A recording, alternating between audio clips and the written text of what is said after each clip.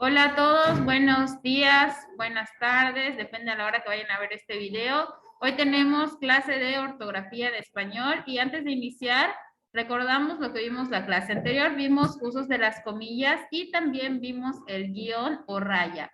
Recuerda que el guión se usa para introducir y delimitar los diálogos de los personajes en un texto. También puede ser para incluir frases o explicaciones de otro texto. Por ejemplo, en el caso de las frases explicativas, ahí vemos un ejemplo. Si deseas más información sobre este y otros asuntos, la bibliografía, y ahí empieza la raya que nos está explicando que también, incluso en español, ofrece muchos datos interesantes. En cuanto a los diálogos, vemos como cada inicio de frase hay un guión, y eso nos indica que hablan personas de manera diferente. Primero, hola joven, y después tenemos su respuesta con otro guión, buenos días.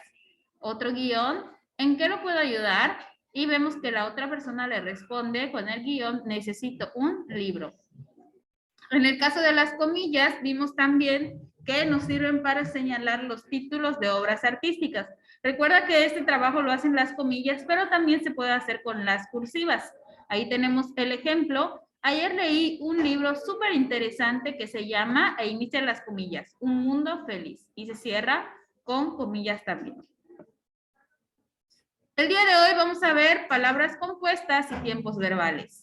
Vamos a ver de qué se trata. La regla en las palabras compuestas dice, la composición es el procedimiento mediante el cual se unen dos palabras para formar una nueva. Hemos visto algo similar en temas anteriores, así que debe ser muy sencillito.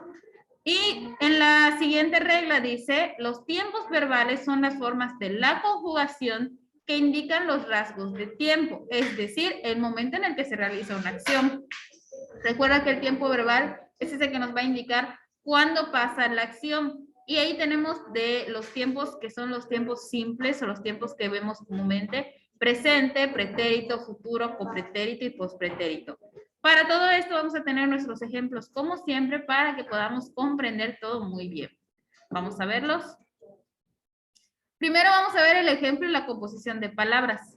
Recuerda que esta es la unión de dos palabras para formar una nueva.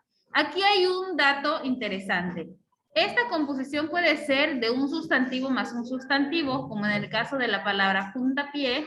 Ambos son sustantivos, al unirse forman esta palabra.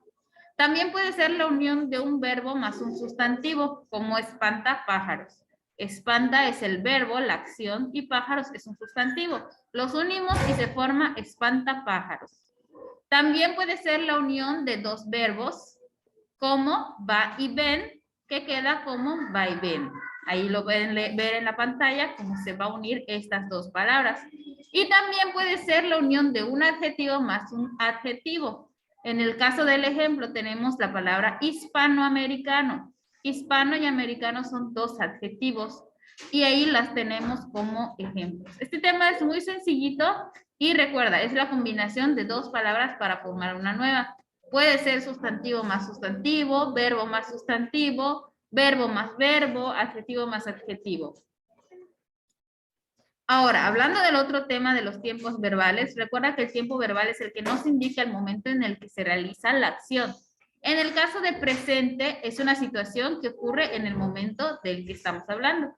Por ejemplo, yo hablo, yo leo, yo vivo, yo escribo, como tenemos ahí ejemplos. Después tenemos el pasado o pretérito. Recuerda que el pasado es una situación que ya vivimos, que es antes al momento en el que estoy hablando.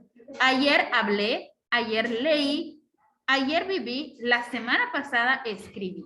Todo esto, es pasado. Acciones que ya sucedieron. Futuro, pues ya sabemos, son las situaciones que van a suceder después de que terminemos este momento de hablar. Futuro, más adelante, ¿ok? Por ejemplo, mañana hablaré de matemáticas. Mañana leeré un nuevo libro. La semana que viene viviré en México. La semana siguiente escribiré un texto, ¿ok? Todo es acciones que van a pasar más adelante. Tenemos también el copretérito, que es una situación que pasa al mismo tiempo, pero fue en pasado. Mientras comía, también escribía. Ahí vemos que están pasando al mismo tiempo. También tenemos el ejemplo del verbo dormía y andaba. Entonces son acciones que pasan al mismo tiempo de el momento también en el que estamos hablando, pero son pasado. Por eso es que está comía, dormía, escribía y andaba.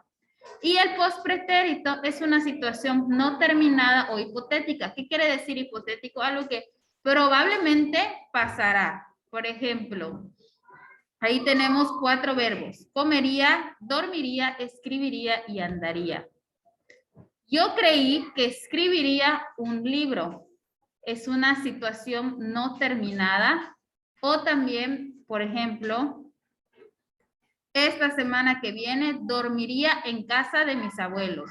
Es una situación hipotética que podría o no pasar. Y vamos a ver el resumen de la clase de hoy. Vimos palabras compuestas y tiempos verbales. Recuerda que la composición es el procedimiento mediante el cual unimos 2 palabras para formar una nueva. Puede ser sustantivo con sustantivo, verbo más sustantivo, verbo más verbo o adjetivo más adjetivo. En los tiempos verbales vimos las formas en las que se conjugan los verbos según el tiempo en el que está sucediendo. Vimos que hay presente, pretérito, futuro, copretérito y pospretérito. Para recordar todo esto, puedes volver a ver el video las veces que necesites y así puedas realizar las actividades del día de hoy. Hoy vamos a hacer las páginas 36 y 37 de entrenamiento ortográfico, código XD, y 38 y 39 de supercaligráfico. Y listo, eso es todo por nuestra clase de hoy. Nos vemos hasta la próxima semana. Gracias por su atención y nos vemos.